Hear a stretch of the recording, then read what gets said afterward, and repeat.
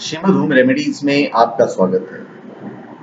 और हम आपको बताएंगे कि जो लोग ईश्वर पर विश्वास करते हैं उनको 3 खास फल मिलते हैं। ईश्वर पर विश्वास के कल्प वृक्ष पर 3 फल जो बताए गए हैं वो है रिद्धि, सिद्धि और मुक्ति। ईश्वर पर विश्वास करने का प्रथम फल है सिद्धि। सिद्धि का अर्थ है प्रतिभावान परिष्कृत व्यक्तित्व एवं उसके आधार पर बन पड़ने वाले प्रबल पुरुषार्थ की प्रतिक्रिया अनेकानेक भौतिक सफलताओं के रूप में प्राप्त होना।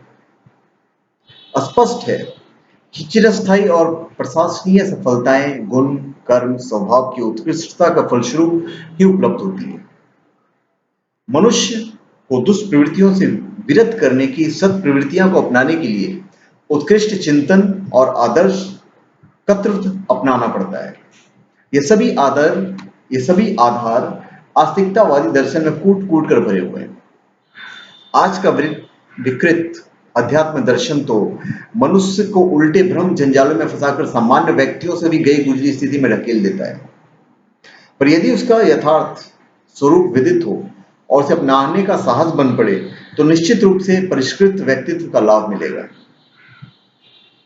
जहां तक सफलता मिली है वहां अन्य सफलताएं हाथ बनकर सामने खड़ी हुई दिखाई पड़ेगी।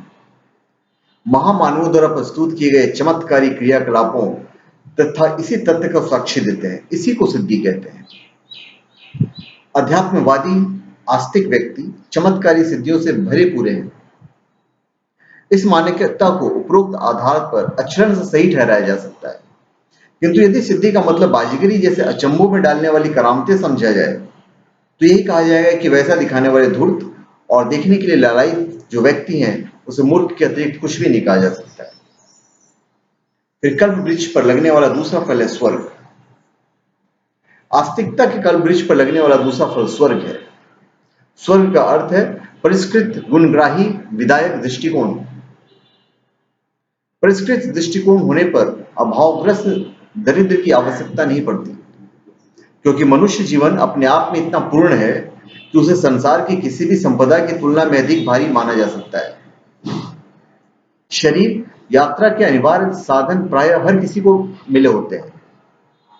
अभाव तृष्णाओं की तुलना में उपलब्धियों को कम आंकने के कारण ही प्रतीत होता है।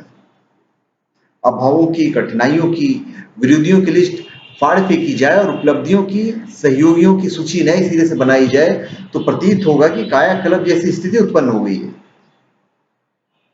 दरिद्रता चली गई और उसके स्थान पर वैभव आ विराजा। छिद्रान्वेषण की आदत हटाकर गुण ग्राहकता अपनाई जाए तो प्रतीत होगा कि संसार में ईश्वरीय उद्यान की, नंदनवन की सारी विशेषताएं विद्यमान है। स्वर्ग इसी विधायक दृष्टिकोण का नाम है, जिसे अपनाकर अपनी सद्भावनाओं और सत्प्रवृत्तियों की देव संपदा को हर घड़ी प्रसन्न करने के लिए पर्याप्त माना जा सकता है। आस्तिकता का तीसरा प्रतिफल है मुक्ति।